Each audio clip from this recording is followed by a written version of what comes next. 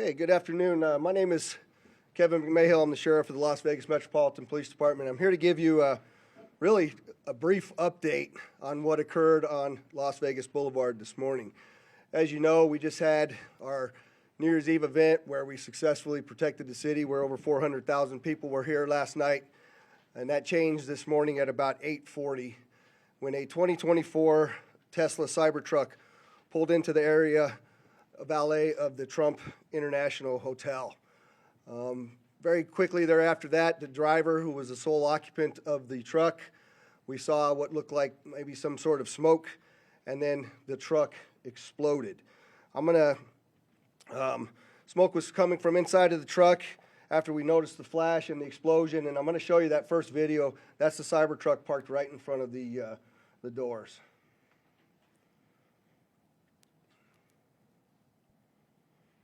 Can you play that again, Carlos?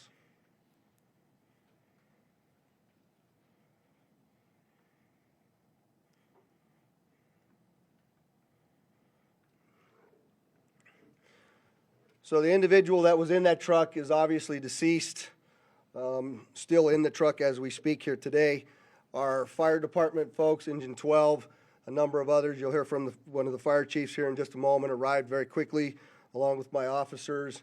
And obviously we knew that we had a much larger event than just a vehicle fire. And so there's going to be a drone video that plays to my left again. You'll see as the fire initially, they covered it with the tarp to try to get it to go out. Once the fire went out through the suppression efforts of the fire department, you'll see some of the evidence in the back of the vehicle. So those are gasoline canisters. They are camp fuel canisters and large firework mortars.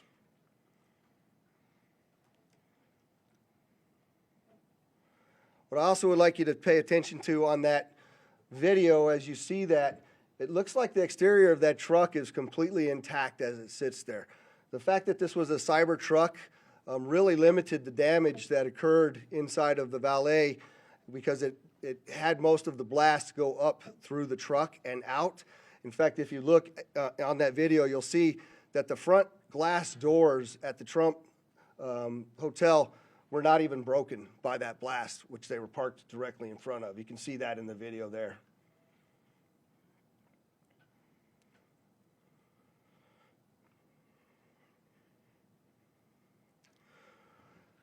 What I will update, I'm very well aware that there's a name already been reported out into the media. I am not going to confirm any names to you as I sit here today, because I cannot do that with 100% certainty of who the individual is. What I can tell you is we do know the truck was rented in Colorado. We were able to trace that truck through the Tesla charging stations, and it arrived here in Las Vegas this morning at about 7:30 and went up and down Las Vegas Boulevard before immediately pulling into the Trump Towers. Unfortunately, there were 7 people that reported injuries during this incident.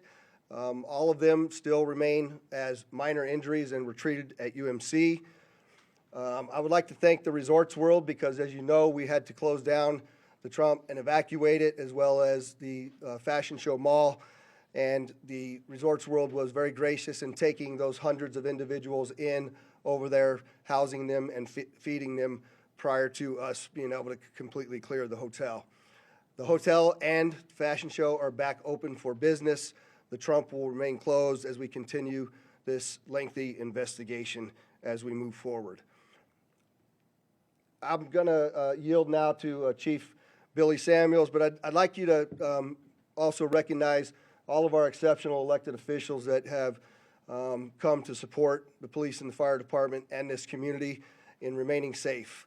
There is no further threat to the community as I sit here today, and I just want to make sure that our community understands we believe this to be an isolated incident, and it is now over as far as the danger.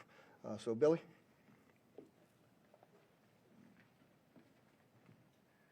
Thank you, Sheriff. I'm going to reiterate some of the stuff that the Sheriff has spoken upon. Engine 12 did arrive within 4 minutes of dispatch, did extinguish the fire with assistance from the sprinkler systems, and along with that electric vehicle blanket that we use on those operations. We did encounter 7 victims, all stable. 2 of them were transported to UMC, who have since been released. They were transported by community ambulance.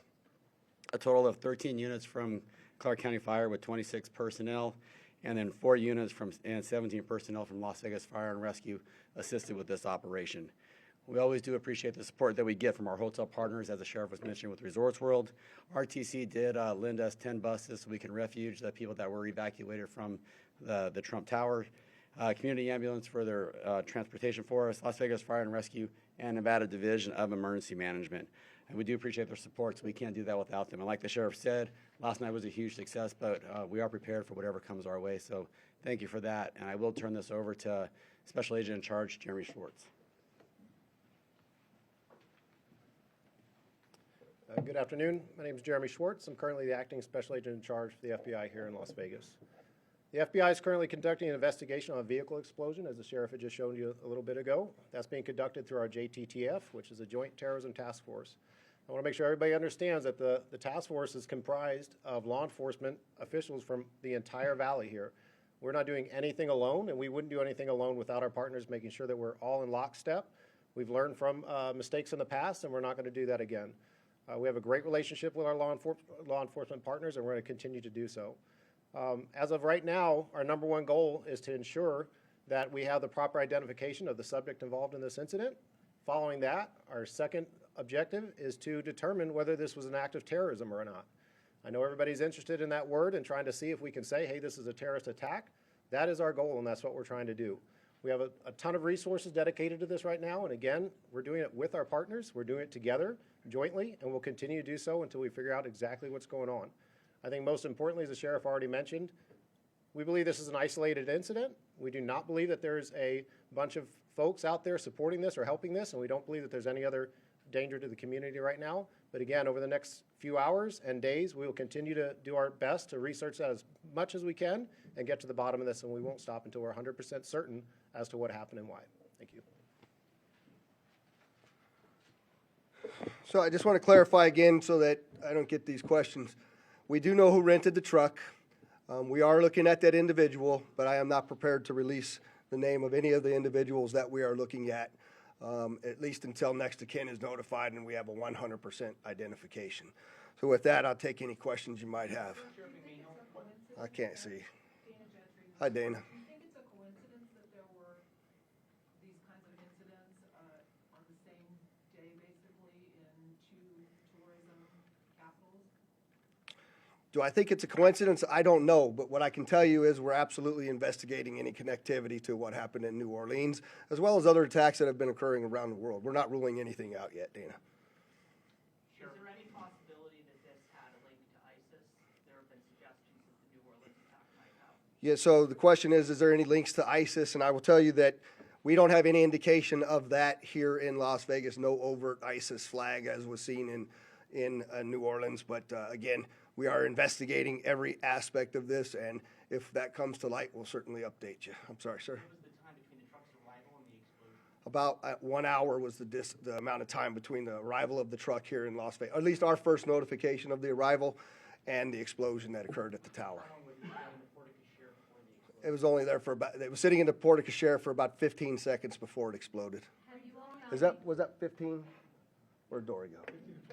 The 15 to 20 seconds. I just want to make sure I gave you the right info. Connection of the Elon Musk, Tesla, Donald Trump connection to be interesting from an investigative perspective? Well, I mean, it's a Tesla truck, and we know that Elon Musk is working with President-elect Trump, and it's the Trump Tower, so there's obviously things to be concerned about there, and that's something we continue to look at. Have you all found re-examine security procedures at hotels?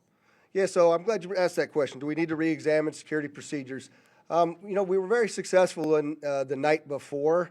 I'm surprised this happened, to be quite frank with you, and that's certainly something we're going to have to look at in target hardening, what that looks like. But to your question, Dana, I did forget to mention that I have authorized what we call an ABX roster to continue for the next 2 days, which is my New Year's Eve staffing plan of over 1,000 officers, both in our community neighborhoods as well as on the Strip and downtown, in partnership with all of the other law enforcement agencies, City of Las Vegas Marshals, North Las Vegas, Henderson, just to ensure that even if we had a copycat or somebody else wanted to go up and conduct an attack, that we have the appropriate and available resources to handle it. Have you all found any devices inside the cybertruck that could have been used to set off those explosives? No, the question is, did we find any devices that would be used to set off the explosives? And the answer is no, I don't know how they were ignited. Clearly, with what you see in there, something set them off, but I don't know what it was yet. We haven't been able to process the vehicle yet. Has LVMPD been in contact with Tesla Code to get analytics from the vehicle, cameras? Yes, actually, I have to thank Elon Musk specifically. He gave us quite a bit of additional information in regards to how the vehicle was locked after it exploded due to the force of the nature of the force from the explosion, as well as being able to capture all of the video from the Tesla charging stations across the country, and he sent that directly to us, so I appreciate his help on that. I'll take one more question. Elon Musk is claiming that this I'm sorry, you got to speak up for me. Elon Musk is saying this vehicle and the vehicle in New Orleans were rented from the same company. Has there been any other indication that these two events might be associated? It's another. The question is both vehicles? I'm being told New Orleans was rented from Toro, and so was ours. That's another coincidence that absolutely is continuing to bear from our investigation that we have to continue to look into. So thank you very much. And as we get additional information for all of you, I'm sorry, I'll give you a shot. Are you investigators using any of the city license plate readers this evening? That's the question is, are we using the license plate readers and the technology? Well, one, you see the drone flight through the vehicle because it was unsafe to get there, so that we're using that technology. Thankful to have it, as well as the first indication of that vehicle arriving here in Las Vegas came from a license plate reader. So technology has been very useful to us in resolving this. And again, I'll commit to come back to you all when we have confirmation of the suspect's name, who they are, what their background is. We will get that information back out to you. We'll call another press conference and provide it. And I'd just like to, again, thank the mayor, the commissioners, the other law enforcement leaders, and of course our Attorney General for showing up and supporting us in this event. It's been a statewide effort, and I appreciate it. Thank you.